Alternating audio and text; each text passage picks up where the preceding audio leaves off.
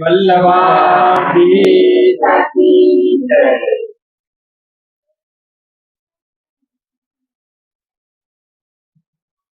કાગળ કરી દો.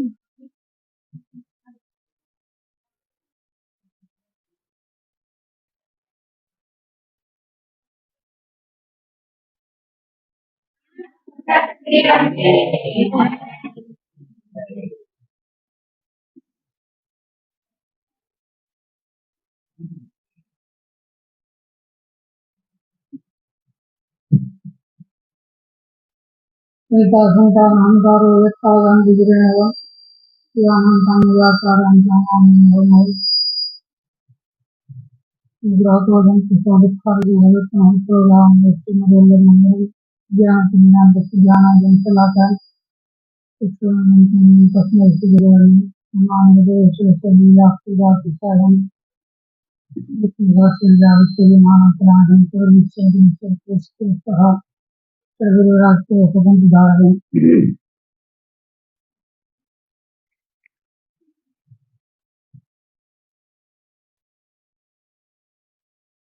टोटल 10 स्कंद में 90 अध्याय है।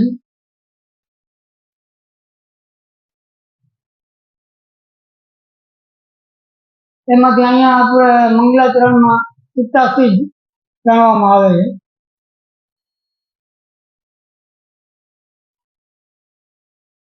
આપણે જયારે ચતુર્ભુજ ત્રિભુજ તથા કળભેર વિરાજ સુગંધ ધારદે એમાં કહીએ એની પાછળની એક ગણતરી છે। ચતુર્ભુજ એટલે પહેલા જન્મ પ્રકરણના 4 અધ્યાય, એમાં જન્મનો આખી કથા એમાં આવી જાય। પછી એમાં એનો પણ પાછો એક એક અધ્યાયનો અર્થ હોય। સુબોધની જે પ્રક્રિયા છે એમાં ઈ પણ એક એક અધ્યાયનો પાછો અર્થ હોય કઈ ને કઈ। એટલે 4 અધ્યાય છે એમ। પછી આવે તામસ પ્રકરણ આવે, એમાં પણ પ્રમાણ પ્રમેય સાધન ને ફલ અને 6 ગુણ જે છે ઐશ્વર્ય શ્રી જ્ઞાન વૈરાગ્ય એ ધર્મ અને એ ધર્મ સહિત જે ભગવાન છે એને ધર્મી કહેવાય। એટલે 7 ને 4 થી ગુણીએ તો 28 થાય। તામસ પ્રકરણના 28 અધ્યાય છે। કેમ કે 6 ધર્મી ધર્મના અને 1 ધર્મીનું એમ 7 થાય અને એવું 4 વખત, કેમ કે પ્રમાણ પ્રમેય સાધન ને ફલ। એટલે આખી પ્રક્રિયા એવી રીતના હોય કે પ્રમાણના 7 અધ્યાય છે, પ્રમેયના 7 અધ્યાય છે, સાધનના 7 અધ્યાય છે, ફલના 7 અધ્યાય છે। એટલે ટોટલ 28 થાય એક તામસ પ્રકરણના। પછી આવે રાજસ પ્રકરણ, એમાં પણ એવી જ રીતના 7 ચોક 28 થાય, કેમ કે એમાં પણ પ્રમાણ પ્રમેય સાધન ને ફલ એમ પ્રકરણ થાય। છેલ્લું પ્રકરણ સાત્વિક પ્રકરણ છે। સાત્વિક પ્રકરણમાં પ્રમાણ નથી, પ્રમાણ પ્રકરણ જ નથી, એટલે 7 તેરી 21 થાય, કેમ કે પ્રમેય સાધન ને ફલ સીધું ઈ જ છે। એટલે 21 ઈ છે, 28 બે વખત 56 છે, 56 ને 21 એટલે 77 છે। 4 જન્મ પ્રકરણના એટલે 81 છે, અને 6 ગુણ પ્રકરણના 6 અધ્યાય, કેમ કે ગુણ પ્રકરણમાં ઐશ્વર્ય વીર્ય શ્રી જ્ઞાન ને વૈરાગ્ય એક એક પ્રકરણ એક એક ગુણનો છે, એનો અર્થ એમાં એક ગુણ છે, એટલે ત્યાં 87, કેમ કે 81 ને 6 87 થાય। હવે એ 87 જે સંખ્યા છે એ બીજા લોકો, બીજા જે ટીકાકારો છે એ સંખ્યાને 90 ગણે છે। 10મા સ્કંદના અધ્યાય કેટલા તો 90। કેમ કે આપણે 3 અધ્યાયને પ્રક્ષિપ્ત ગણીએ છીએ। 3 અધ્યાયને પ્રક્ષિપ્ત આપણે એટલે ગણીએ છીએ કે જે લીલાનો ક્રમ હાઈલો આવે છે એ લીલાનો ક્રમ એમાં મેળ ખાતો નથી। અને એની પહેલાનો અધ્યાય અને એના પછીનો અધ્યાય એ બે સારી રીતના જોઈન્ટ થાય છે. એટલે આચાર્યચરણનું કહેવાનું તાત્પર્ય એ છે કે આ 3 અધ્યાય છે એ પ્રક્ષિપ્ત છે. પ્રક્ષિપ્ત છે એનો મતલબ કોઈ સમજતું ના હોય.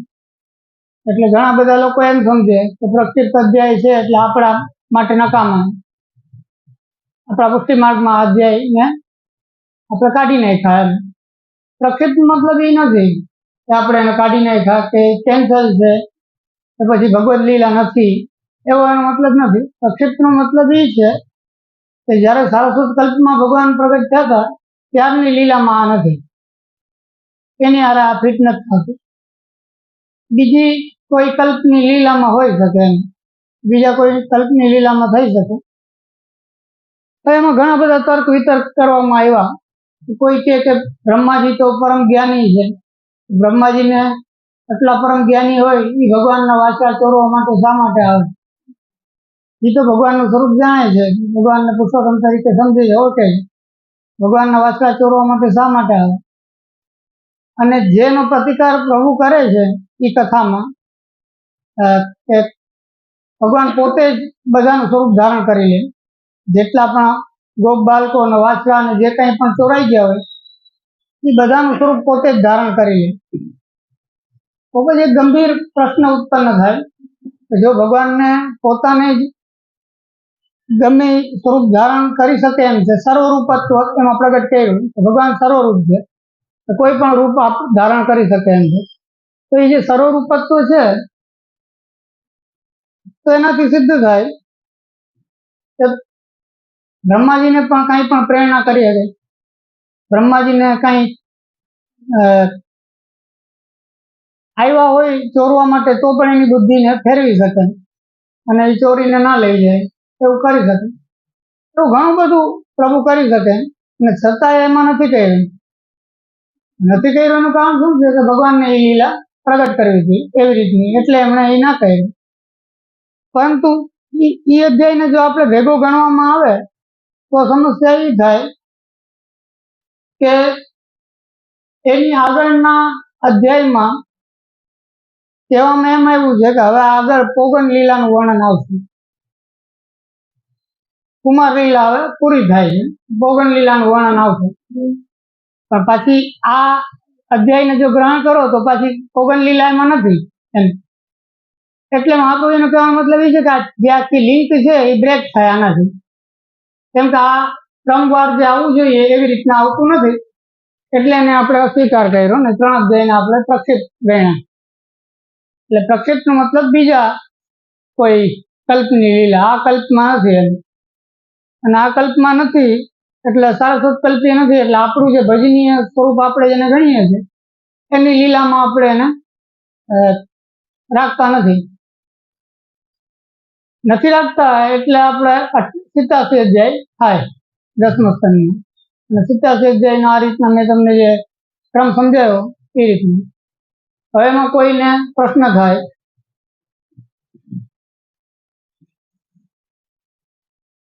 કે જે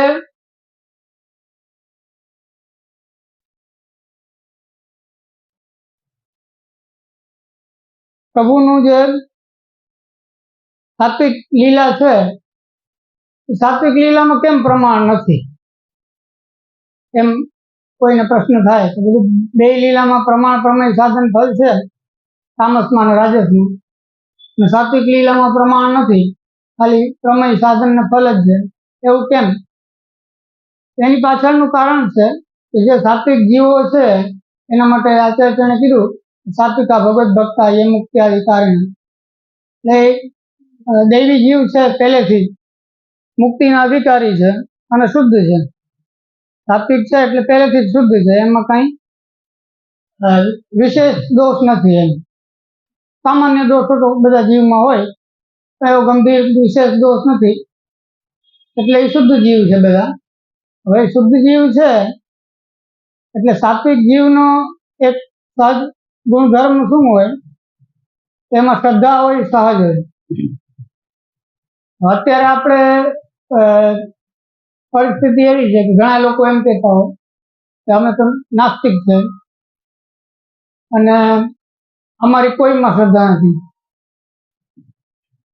કેટલાક લોકો તર્કવાદથી કે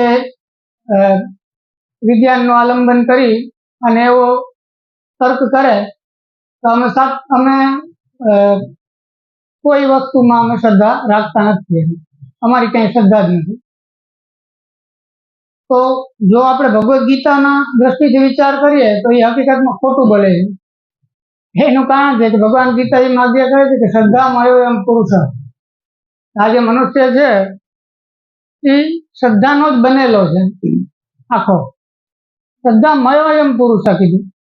પુરુષમાં શ્રદ્ધા છે એમ ના કીધું. પુરુષ આખો જ શ્રદ્ધાથી જ બનેલો છે એમ. શ્રદ્ધામયો એમ પુરુષ. શ્રદ્ધાથી બનેલો છે હું કામ કીધું કેમ કે આપણે ત્યાં કીધું કે સદવાસના અને અસદવાસના.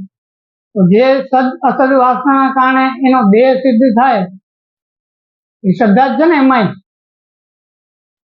કોઈ માણસ શાસ્ત્ર ભણીને એવો વિચાર કરે કે શાસ્ત્રમાં લખ્યું છે કે જેવ છેલ્લા સમયે જેવો વિચાર કરે એવો દેહ એને પ્રાપ્ત થાય, એમ વિચાર કરીને મરવાના સમયે કોઈ ભગવત નામ લે કે કઈ ભગવાનને સ્મરણ કરે કે યાદ કરે, એની પાછળ શું છે? શ્રદ્ધા છે. એ જ વાતને ધ્યાનમાં રાખીને કોઈ માણસ કંઈક બીજું વિચાર કરે. હવે વાતને ધ્યાનમાં ન રાખી હોય એને, ભગવદ્ ગીતાનો શ્લોક એને ખબર ના હોય તો ભાઈ ભગવાન કે શ્રદ્ધામયો એમ પુરુષ છે, પણ મરતી વખતે એના મગજમાં જે એના આખા જીવનની સદ વાસનાઓ હોય એના કારણે ઉત્પન્ન થયેલી જે વૃત્તિ હોય એ વૃત્તિના પ્રમાણે જ એની વિચાર એને આવે. જે આખી જિંદગી આપણે કર્યું હોય એને સંદર્ભનો એને લગતો વિચાર આપણને આવે. એટલે એવી રીતના જે કંઈ પણ એને આખી જિંદગીનો વિચાર કર્યો હોય એ પ્રમાણે એને કંઈક ને કંઈક વિચાર આવે. એ જેને વિચાર આવ્યો એ જ એની શ્રદ્ધા છે અને એના કારણે એનો જન્મ થાય. તો જે સદ વાસનાના કારણે નવા નવા જન્મ માણસનો થાય છે એની પાછળ શ્રદ્ધા થયેલી છે. કહેવાનો મતલબ એ છે. એટલે ભગવાન આજ્ઞા કરે છે કે શ્રદ્ધામયો એમ પુરુષ. એનો મતલબ એ થયો કે રાજસ ને તામસ જે જીવ છે એમાં પણ શ્રદ્ધા છે. ખાલી સાત્વિકમાં શ્રદ્ધા છે એવું નથી. રાજસ ને તામસ જીવ છે એમાં પણ શ્રદ્ધા છે, પણ એમાં શ્રદ્ધા થોડી અલગ પ્રકારની છે. શ્રદ્ધા તો એમાંય છે. એટલે એ જે બધી શ્રદ્ધાઓ છે ત્રિવિધ શ્રદ્ધા ભગવાને બતાવી કે સાત્વિક શ્રદ્ધા છે, રાજસ શ્રદ્ધા છે, તામસ શ્રદ્ધા છે. ત્રણેય પ્રકારની શ્રદ્ધા લોકોમાં હોય છે. એમાંથી જે સાત્વિક શ્રદ્ધા છે એ ભગવત ભજનમાં ઉપયોગી છે.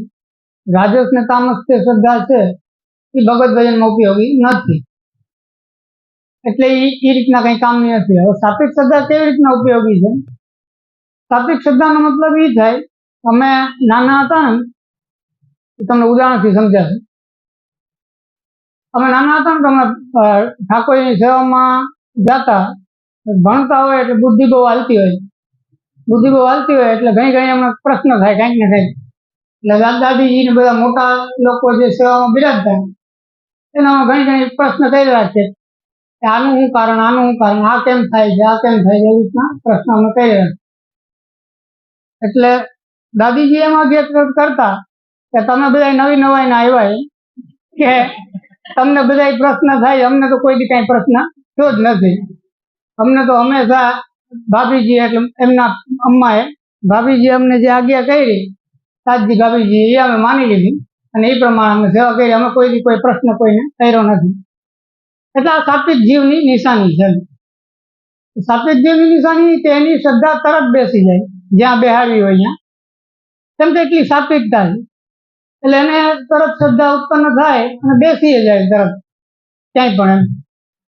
પણ એની લગામ એના હાથમાં હોય કે શ્રદ્ધા ક્યાં બેહાડવી એમ. બાકી એમ ગમે એ ના બેસી જાય. કેમ કે બહુ બાજુ ઓલો એવી બધી બેહી જાતી શ્રદ્ધા હોય તો ચરસણી કહેવાય. પાછી એ પાછો દેવી જીવ ના કહેવાય, ચરસણી એને કીધું આચાર્ય છે. ચરસણીની વ્યાખ્યામાં એમ કીધું રુચિસ્તે સામને કુત્રચિત, બધામાં થોડું એને ઇન્ટરેસ્ટ હોય પણ સાચી રુચિ એની ક્યાંય ના હોય. એ ચરસણીનું લક્ષણ બતાવ્યું. એ કોઈ માર્ગમાં ક્યાંય સ્થિર રહી ના શકે અને જે જે કાર્ય ઈ જેટલા સમય માટે જ્યાં જ્યાં પણ કરે એટલું એટલું ફળ એને એની જગ્યાએ એને મળી જાય એમ. પણ એને કોઈ કઈ સ્થિતિ એની ના થાય,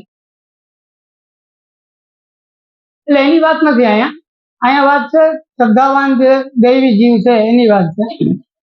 એટલે એવો જે શ્રદ્ધાવાન દૈવી જીવ હોય, સાત્વિક જીવ હોય, એ સાત્વિક જીવની શ્રદ્ધા એવી હોય કે જેમ કે એને મનમાં એમ થયું કે આજથી મેં બ્રહ્મસંવત લીધું તો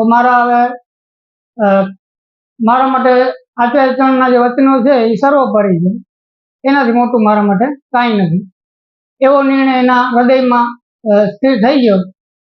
પછી એને કોઈ સંદેહ ના થાય એમ. એક વખત એના હૃદયમાં એ નિર્ણય બેસી ગયો કે આચાર્યચરણ જે કાંઈ આજ્ઞાઓ કરી છે એ બધી મારે સરાખો પર એમ, મારા માટે સર્વોપરી, હવે હું એમાં કાંઈ મને સંદેહ થાય નહીં. પછી ચાહે ગમે એટલું એને કોઈ સંગ પણ ખરાબ કદાચ થઈ જાય તો પણ એને અભાવ ઉત્પન્ન થાય નહીં, તો પણ એના આચાર્યચરણના વચનોમાંથી નિષ્ઠા અહીં જાય નહીં. એ સાત્વિક જીવનું લક્ષણ છે. કેમ કે એની શ્રદ્ધા એવી દ્રઢ, એકવાર બેસી ગઈ પછી ગણિતમાં નિવૃત્ત થાય નહીં. તો એના કારણે એને પ્રમાણની જરૂર નથી રહેતી, કેમ કે પ્રમાણ હૃદયમાં બેસી ગયું એમ. શ્રદ્ધા એકવાર હૃદયમાં બેસી ગઈ પછી એને પ્રમાણની કાંઈ જરૂર રહેતી નથી.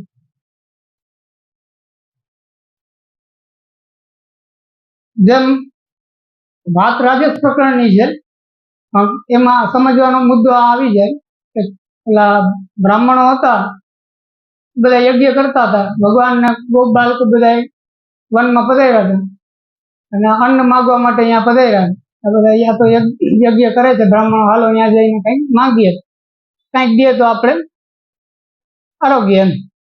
એવી રીતના યજ્ઞ કરવા માટે બેઠા હતા અને માગ્યું. યજ્ઞનો એટલો બધો એને આવેશ હતો બ્રાહ્મણોને કર્મકાંડનો, એમાં શ્રદ્ધા એની એટલી દ્રઢ હતી એમ. અતિ શ્રદ્ધા જ એ, પણ કર્મમાં શ્રદ્ધા એની એટલી દ્રઢ હતી કે એને ધ્યાન ના દીધું, ભગવાનને ઇગ્નોર કર્યું. એટલે ભગવાનને ઇગ્નોર કર્યું એટલે એમાં જે સુખદેવજી એમ લખ્યું કે જે યજ્ઞના આહુતિનો ભોગ કરનાર જે ભગવાન છે, એ આહુતિના ભોગ કરનાર ભગવાન સામેથી પધારીને ભોજન માગે છે અને ત્યારે આ યજ્ઞમાં આહુતિ નાખે છે, ભગવાનને જવાબ નથી દેતું.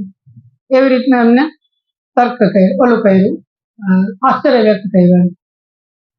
એના જે પત્નીઓ હતા એમને બાલ ભાવથી કે ગમે એ ભાવથી એને તરત એના ઉપર વાલ આવ્યું ભગવાનની ઉપર કે આ નાના નાના બાળકો છે, ભૂખા થયા છે, વનમાં આવ્યા છે, તો આપણે આવ્યા તો ખવડાવવું જોઈએ એમ. એટલે પોતાના ઘરમાં જે કાંઈ પણ રાંધેલું અન્ન હતું એ લઈને આવી ગયા અને એને ખવડાવ્યું. ભગવાન ખૂબ એના ઉપર પ્રસન્ન છે. હવે ઓલા યજ્ઞ કરીને જે ભગવાન પ્રસન્ન ન થયા એ ખાલી ખવડાવ્યું એમાં પ્રસન્ન થઈ ગયા. એટલે કહેવાનો મતલબ એ છે કે ઓની સાત્વિક શ્રદ્ધા હતી એ યજ્ઞમાં હતી અને આની જે શ્રદ્ધા હતી એ જે સામે દેખાતું હોય એમાં હતી એમ. આપણે ત્યાં કહીએ ને કે બોલતા ભગવાન, અમને બાળકોને બધા ઘણા એમ કે બોલતા ભગવાન, અમારે નથી થવું. પણ કહેવાનો મતલબ એ છે કે જેમ ઈ વસ્તુ પ્રાચીન જે વૈષ્ણવ હતા એમણે મહાપ્રભુજી માટે, ગુસાઈજી માટે કીધું આ સાક્ષાત અવતાર જ છે, એ શા માટે કીધું? સામે હાજર છે એમ, તમે એને એપ્રોચ કરી શકો, તમે એના માટે કંઈક કરી શકો. જેમ કીધું કે ભાઈ યજ્ઞ છે, એ યજ્ઞના ભોગતા કોણ? તો કે વિષ્ણુ છે. અગ્નિ શું છે? મુખારવિંદ છે. એમાં તમે આહુતિ આપો, એ અગ્નિથી ગ્રહણ કરે, એ વિષ્ણુ જ અંગીકાર કરે છે, અગ્નિ દ્વારા અંગીકાર કરે છે. તો એવી રીતના જે ઠાકોરીને આપણે ભોગ ધરીએ છીએ, એ ભોગ છે એ ઠાકોરી પોતાના મુખારવિંદ રૂપી અગ્નિ એટલે આચાર્યચરણ દ્વારા આપણા દ્વારા અંગીકાર કરે છે ભગવાન. તો કહેવાનો મતલબ એ છે કે જે આપણી પાસે વિદ્યમાન છે જે ભગવાન, એ ભગવાનનું અભિવ્યક્તિનું માધ્યમ છે. આપણા માટે કઈ સાક્ષાત આદિદૈવિક સ્વરૂપ, જેને આપણે કહે ગંગાજીના 3 સ્વરૂપ બતાવ્યા, આદિભૌતિક, આધ્યાત્મિક, આદિદૈવિક. જેમાં મહાપ્રભુજી કીધું કે એવી રીતના જ ભગવાનનું જાણવું. ભગવાનનું પણ આદિદૈવિક સ્વરૂપ એક છે.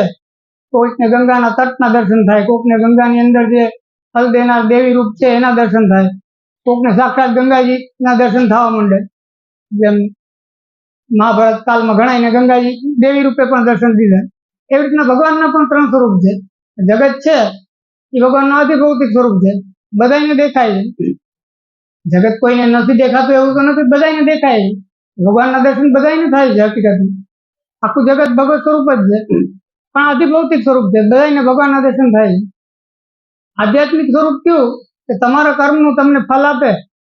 બધાને અંતર્યામી રૂપે હૃદયમાં બિરાજે છે, સકલ અંતરાત્મા જેને કહેવાય બિરાજે છે, બધાના કર્મનું ફલ એને પ્રાપ્ત થાય.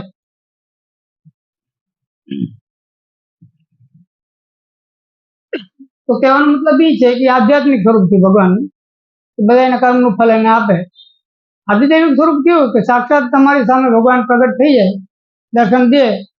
જેમ વાર્તામાં માગી માગીને રોકતા કે પ્રગટ થઈને દર્શન દીધા. તમે એમ ના વિચારતા કે આ બધું કલ્પના છે. ઘણા લોકો એમ થાય કે આ બધી કલ્પના છે. ખાલી એના ઉપરના વિવેચનોમાં એમ લખવામાં આવ્યું છે કે ભ્રાંતિ, કલ્પના એ બધું નથી. આ એમ કોઈ એમ વિચારતું હોય કે આ બધું ભ્રાંતિ છે કે કલ્પના છે કે આસક્તિ ભ્રમ છે, કેમ કે ઘણી વસ્તુ થયા છે. માણસને કલ્પના થયા કે મનમાં આંખ બંધ કરીને વિચાર કરે તો કલ્પના થાય અને ભ્રાંતિ પણ થાય. કોઈ ગુણ દોષ વધી ગયા હોય શરીરમાં તો કંઈક ભ્રાંતિ પણ ઉત્પન્ન થઈ શકે. અને ક્યારેક આસક્તિ ભ્રમ પણ થાય. આપણે જે વસ્તુ જોવા માંગતા હોય એ આપણને દેખાય, એને આસક્તિ ભ્રમ કહેવાય. એ બધું આ નથી. એમ સ્પષ્ટતા કરેલી છે આપણા ગ્રંથોમાં કે આ બધું એ નથી. જે લોકો જે ભગવતીઓનું દર્શન થયા સાક્ષાત ભગવાનને દર્શન દેવાની ઈચ્છા હતી એટલે દર્શન થયા. કેમ કે સાત્વિક આવેશ હતો એટલે એમાં કઈ ખોટી ભ્રાંતિ તો થઈ ના આવે. ભગવાનનું નામ છે, ભગવાનનું ભજન છે એ શુદ્ધ કરનારું છે. અંતઃકરણને શુદ્ધ કરી દે, અંતઃકરણને શુદ્ધ કરી દે પછી ભગવાન દેખાય એ ખોટા ના હોય. એની પહેલા દેખાય ભ્રમ હોઈ શકે, તો બધું અંતઃકરણ 100% શુદ્ધ થઈ ગયું, તમારું બધા દોષ નિવૃત્ત થઈ ગયા અને આપણે કેમ અરીસા જેવું ચોખ્ખું થઈ ગયું. પછી જો તમને ભગવાનના દર્શન સામે સાક્ષાત થાય એનો મતલબ ભગવાન છે અહીંયા. એનો મતલબ એ નથી કે તમને ભ્રાંતિ થાય છે. એટલે એવા ન્યાયથી આદિદેવિક સ્વરૂપ ભગવાનનું એ છે કે ભગવાન સાક્ષાત પ્રગટ થાય. એટલે કીધું કે ભગવાન એવી ફલમ સયથાવે ભગત ભૂલ. આ ભૂતલ ઉપર ભગવાન સાક્ષાત પ્રગટ થઈ જાય એ જ ફલ છે, એ જ સર્વોપરી છે. હવે એ જે આદિદેવિક સ્વરૂપના દર્શન આવા પરમ દુર્લભ છે, કોઈને ના થાય. ગણિતમાં આદિભૌતિકના બધાને થાય છે, જગતરૂપી બ્રહ્મ છે બધાને દર્શન થાય છે. આધ્યાત્મિકનો અનુભવ એ વધતા ઓછા અંશે બધાને થાય છે. કેમ કે કંઈક ખોટું કર્મ થઈ જાય અને એનું કંઈક ખરાબ પરિણામ આવે તો મનમાં એમ વિચાર માણસને આવે કે આપણે ઓલું આમ કર્યું ને એટલે આમ થયું. તો આધ્યાત્મિકનો અનુભવ બધાને થાય છે બ્રહ્મનો, પણ આદિદૈવિકનો અનુભવ બધાને નથી થતો. આદિદૈવિકનો અનુભવ કેવલ ભગવાનની કૃપા જેના ઉપર ઉતરે એને કંઈક ક્વચિત અનુભવ એને થાય. તો જે સાત્વિકતા છે એ સાત્વિકતા માણસની અડગ શ્રદ્ધાને બેહાડવામાં ઉપયોગી છે. જે સત્વગુણ છે, અલૌકિક સત્વગુણ, એ ભગવાનમાં તે શ્રદ્ધા, સાધનમાં નિષ્ઠા, ઘણી બધી વસ્તુમાં એ સાત્વિકતા જરૂરી છે. સૌથી પહેલા તો શ્રદ્ધા થવી જોઈએ. કેમ કે પહેલા જ એને એમ હોય કે ભાગવત કે મહાપ્રભુના વચનો કે વેદ કે એને જો એ પ્રમાણ ના માને તો કઈ ના થાય. પેલું પગથિયું એને પ્રમાણ માનવું છે. અમે તો અહીં બોલી દઈએ કે આ 4 પ્રમાણ બતાવ્યા કે વેદા શ્રી કૃષ્ણ વાક્યાની વ્યાસ સૂત્રાણી ચૈવય સમાધિ ભાષા વ્યાસસ્ય પ્રમાણમ ચતુષ્ટય 4 પ્રમાણ બતાવી દે. મહાપ્રભુજી બતાવી દે, માનવા તો જોઈએ ને લોકો. એમ સામે જે લોકો બેઠા છે એ જો એ વાતને કબૂલ ના કરે કે આ 4 પ્રમાણ અમે કબૂલ કરીએ છીએ, ત્યાં સુધી કઈ ના થાય. એટલે સૌથી પહેલી જરૂરી છે શ્રદ્ધા, કે માણસની શ્રદ્ધા હોય કે આ 4 પ્રમાણ છે એ સાચા છે. 4 પ્રમાણ સાચા છે તો એ 4 પ્રમાણની અંદર જે કંઈ પણ લખેલું છે એ સાચું છે. એમાં જે પ્રસંગો છે, ભગવદ લીલા છે, જે ચમત્કારો છે એ સાચું છે. ઘણા એવા ધર્મ નીકળી ગયા, ઘણા એવા લોકો નીકળી ગયા એ એમ કે અમે વેદને તો માનીએ છીએ પણ વેદના અંદર બતાવેલા ચમત્કારને અમે નથી માનતા. એમ ના હાલે. આ આર્ય સમાજ છે એ આર્ય સમાજ એમ કહે છે કે અમે વેદને માનીએ છીએ પણ વેદમાં જે કંઈ ચમત્કારો બતાવેલા છે એને અમે નથી માનતા. એમ ના હાલે. તમે અડધું ના માની શકો. કાં તો તમે એમ કહો અમે વેદને નથી માનતા, કાં તો તમે એમ કહી શકો કે અમે માનીએ છીએ. જેમ અત્યારે કોઈક એમ કે વલ્લભ પંથ કંઈક વચમાં હમણાં થોડોક ટાઈમ પહેલા ચાલુ થયો, અલગ નૂતન પુષ્ટિ માર્ગ એનું કંઈક નામ રાખ્યું હતું. એ નૂતન પુષ્ટિ માર્ગ જેને ચાલુ કર્યો હતો ને એની યારે મારે લગભગ 6 મહિના સુધી પત્રાચાર થયો હતો. એટલે મને બહુ સારી રીતના એનો અનુભવ છે કે એ હું હતું એમ. એ નૂતન પુષ્ટિ માર્ગ વાળાએ પત્રમાં એમ લખ્યું કે અમે મહાપ્રભુજી સિવાય કોઈને માનતા નથી, અમે શ્રી ગુસાઈજીને પણ માનતા નથી, સાતલાલજીને પણ માનતા નથી. પછી આધુનિક ગોસ્વામી બાળકોનું તો શું કેવું એમ, એને તો અમે પછી ક્યાંથી માનીએ? મહાપ્રભુજી ગુસાઈજીને જ નથી માનતા, ક્યાંથી માનીએ? પછી એને આગળ એમ લખ્યું કે એ મહાપ્રભુજીના સ્વરૂપને જો સમજવું હોય, જાણવું હોય તો આપણે સર્વોત્તમજીનો પાઠ કરવો જોઈએ. સર્વોત્તમજીના પાઠથી મહાપ્રભુજીનું સ્વરૂપ સમજાય આપણને, એનું જ્ઞાન થાય કે મહાપ્રભુજીનું સ્વરૂપ શું છે. એટલે મેં પત્ર લખ્યું. મેં પત્રમાં એમ લખ્યું કે ભાઈ સર્વોત્તમજી લખ્યા કોણે? સર્વોત્તમજી બનાવ્યા કોણે? જો તમને ગુસાઈજીમાં શ્રદ્ધા જ નથી, ગુસાઈજીને તમે આચાર્યત્વ કે પુરુષોત્તમત્વને કોઈ પણ ભાવથી એમ પુષ્ટિમાર્ગીય સ્વરૂપના ભાવથી તમે માનતા જ નથી, તો પછી ગુસાઈજીનું બનાવેલા ગ્રંથનો પાઠ કરવાની જરૂર શું છે? પછી એકલા એમ કે અમે એક્સક્લુસિવ એકલા મહાપ્રભુજીને માનીએ છીએ, તો પછી હરસાણીજીને એવી પ્રકારનો એક્સક્લુસિવ ભાવ હતો તો એ આચાર્યને કેમ આજ્ઞા એમ કરી કે ભાઈ અજરામત લેજો કે કંઈ મતલબ એમને ચંપસ કરજો, એમ આજ્ઞા શા માટે કરી? એટલે આ બધી વસ્તુ એવી છે કે અતિશય કોઈ વિષયને કે કોઈ વસ્તુને અતિશય ખેંચવામાં આવે ને તો તૂટી જાય પછી. એટલે બહુ આપણે એમ વિચાર કરીએ કે અમે અમારો કંઈક એક્સક્લુસિવ અલગ પ્રકારનો ભાવ ઉભો કરી લે, પણ એ ભાવ જો પુષ્ટિમાર્ગને અનુકૂળ ના હોય, પુષ્ટિમાર્ગને સાથે ફિટ ના બેસતો હોય તો પછી હાલે નહીં, એનાથી કંઈ થાય નહીં. એટલે સૌથી પહેલી વસ્તુ છે શ્રદ્ધા. તો પુષ્ટિમાર્ગીય જે ગ્રંથો છે, પુષ્ટિમાર્ગી જે સાહિત્ય છે, પુષ્ટિમાર્ગ જેના આધાર ઉપર બનેલો છે, 4 પ્રમાણ છે, એ બધામાં પૂરેપૂરી શ્રદ્ધા આપણી હોવી જોઈએ. એમાં એકેય જરાય મિનમેક ના હાલે. કોક એમ કે સોળસ ગ્રંથમાં આ વાત લખી મને સમજમાં નથી આવતી, એ વાત સમજમાં નથી આવતી એમ બરાબર, પણ સમજમાં નથી આવતી ને હું નહીં માનું એમ ના, એ ના હાલે. આપણે બધા વચનોને પૂરેપૂરા ગ્રહણ કરવા પડે, એને શ્રદ્ધાથી સિદ્ધ થાય. પછી બીજું આવે કે સાધના પ્રણાલીનું જ્ઞાન. સાધના પ્રણાલી જે છે પુષ્ટિમાર્ગી ગ્રંથોમાં બતાવેલી છે કે આવી રીતના કરવું. 8452 પણ છે, પુષ્ટિમાર્ગી ગ્રંથોમાં પણ છે, ઘણા બધા ઠેકાણે સાધના પ્રણાલી છે, સર્વનિર્ણય પ્રકરણમાં પણ છે. એ જે સાધના પ્રણાલી છે શું છે એની સમજ હોવી જોઈએ એમ. પુષ્ટિ શું છે, પુષ્ટિની જ્યાં સુધી આપણને સમજ ના હોય ત્યાં સુધી કાંઈ મતલબ નથી એમ. મર્યાદાની સમજ તો તમે શાસ્ત્રના ગમે એ ગ્રંથો વાંચશો એટલે આવી જાય, કેમ કે મર્યાદાનું ખૂબ શાસ્ત્રમાં સમજ બતાવેલી છે એમ, એ તમને સમજાઈ જશે. પણ પુષ્ટિ શું છે એ તમને શાસ્ત્ર વાંચવાથી નહીં સમજાય, આચાર્યના વચનોથી જ સમજાશે. એટલે એ સમજ હોવી જરૂરી છે. અને પછી જ નિષ્ઠા હોવી જરૂરી છે. તમારામાં શ્રદ્ધા એ છે, સમજ એ છે કે પુષ્ટિમાર્ગ શું છે એ તમે જાણો છો, પણ તમારામાં નિષ્ઠા નથી. નિષ્ઠા નથી તો શું થાય કે 4 દી કર્યું ને મૂકી દીધું. કાંઈક કામ કર્યું 4 દી કોકે કીધું કે આ ફલાણો પાઠ કરો તો 4 દી કર્યા મૂકી દીધું. પછી કોકે કીધું કે સેવા કરો, 4 દી કરીને મૂકી દીધું. પછી કોક કે જપ કરો તો એ 4 દી કરીને મૂકી દીધું. શ્રદ્ધા છે પણ નિષ્ઠા નથી. હવે નિષ્ઠા માટે આચાર્યને શું કીધું કે એ નિષ્ઠા છે ને સાધનથી જ આવે. એ નિષ્ઠાની કોઈ ગોળી નથી કે કોઈને પીવડાવી દીધી ને નિષ્ઠા આવી જાય. એ નિષ્ઠા સાધન કરવાથી જ આવે કે આપણે એ સાધન કરતા રહે વારંવાર એ સાધનની આવૃત્તિ થતી રહે. 1 વાર 2 વાર 3 વાર 4 જેમ આવૃત્તિ એક આવૃત્તિ છે ને એના પછીની આવૃત્તિ માટે આપણને તૈયાર કરે સાધન. એટલે બધું સાધન છે એ સાધનથી આગળનું સાધન સિદ્ધ થાય. એટલે આ કોઈ ટેમ્પરરી પ્રોજેક્ટ નથી, કોઈ પાર્ટ ટાઈમ જોબ નથી, કોઈ એમ વિચાર કરતું હોય કે પાર્ટ ટાઈમ ભગવત સેવા કરી લે કે ટેમ્પરરી ભગવત સેવા કરી લે, એના માટે આ છે જ નહીં એમ. આ તો પરમાનન્ટ છે અને ફૂલ ટાઈમ જોબ છે. હે એટલે એ નિષ્ઠા હોવી જરૂરી છે સાધનમાં, કે જે કંઈ પણ સાધન બનાવ્યું છે, બતાવ્યું છે, એ બધું સાધન ફલદાયી છે અને એ બધું સાધન આપણું કલ્યાણ કરવા માટે સમર્થ છે, અને એટલે મારે એ બધું સાધન કરવું છે, હું કરતો રહીશ એમ. એવી પ્રકારની નિષ્ઠા હોવી જરૂરી છે. હવે એ બધું જ્યારે સિદ્ધ થઈ ગયું, કે શ્રદ્ધા પણ થઈ ગઈ,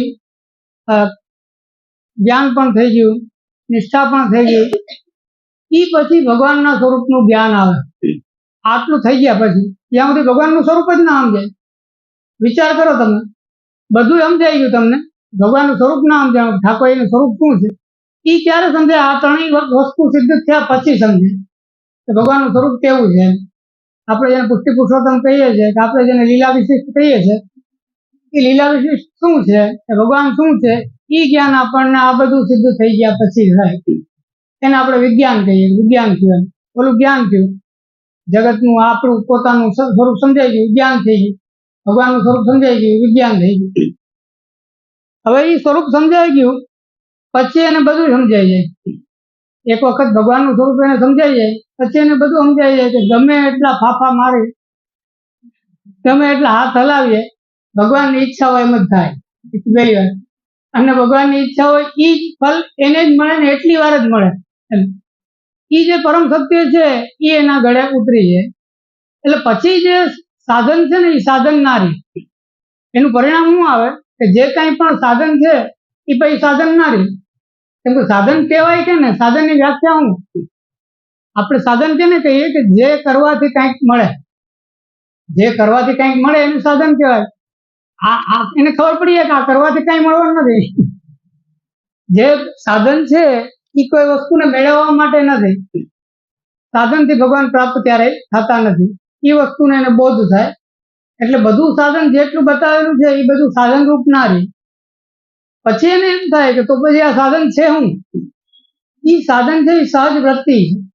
સહજ વૃત્તિ છે એટલે જે પુષ્ટિજીવ હોય, જેમ પેલું કેને કે કોઈ બ્રાહ્મણનો પુત્ર હોય તો એ અત્યારે તો બધું મિક્સ થઈ ગયું, બધા બધું કામ કરે છે ટૂંકમાં. પણ પહેલાના કાળમાં જેમ બ્રાહ્મણનો પુત્ર હતો તો વિદ્યા દાન કરતો, ક્ષત્રિયનો પુત્ર હોય તો યુદ્ધ કરે, વૈશ્ય હોય તો પશુપાલન, ખેતી, ધંધો એવું બધું કરે. એવી રીતના આપણે બધા ભગવાનના પુત્ર છે. આપણે બધા અંશી છે, ભગવાન અંશી છે, બધા ભગવાનના પુત્ર છે. એટલે આપણો એક સહજ ધર્મ છે ભજન કરવાનું. પછી એને એ જ્ઞાન થાય કે કરે હું એમ. જે જીવ છે એ સ્વતઃ સહજ રીતના ગર્ભદાસ છે. મહાપ્રભુજી કે ગર્ભદાસ. ગર્ભદાસ છે એટલે એનો મતલબ શું? ગર્ભમાં આવ્યો એટલે દાસ. કોઈ પણ યોનિમાં, આખો આ સૃષ્ટિ છે એમાં કોઈ પણ યોનિમાં એનો જન્મ થયો, ગર્ભમાં આવ્યો, ત્યાંથી દાસ થઈ ગયો ભગવાન. કેમ કે અંશ છે. આજે આખી સૃષ્ટિ છે એમાં ભગવાનના અંશરૂપ છે અને ભગવાનના અંશરૂપ હોવાના કારણે એ દાસ છે. તો એ જે સહજ દાસત્વ છે એટલે બીજું કરે શું? મહાપ્રભુએ કહી દીધું કે તમે બ્રહ્મ સંબંધ મંત્રમાં નિવેદન કરો. નિવેદનમાં તમે નિવેદન કરો છો શું?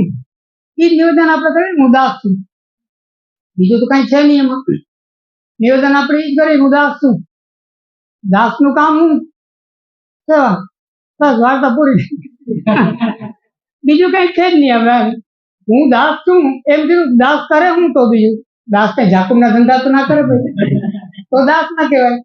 એક બાજુ આપણે કઈ દાસ છું તો સેવા કરે, બીજું કઈ ના કરે. તો સેવાથી ભગવાન નથી મળતા. હું દાસ છું એટલે હું સેવા કરું, એ એનું કારણ છે. એટલે એ ન્યાયથી આખું જે સાધન છે એ ફલરૂપ થઈ જાય. અને ફલરૂપ થઈ જાય પછી કઈ પ્રમાણ રહ્યું નહીં. પ્રમેય, સાધન ને ફલ ત્રણ જ રહ્યા.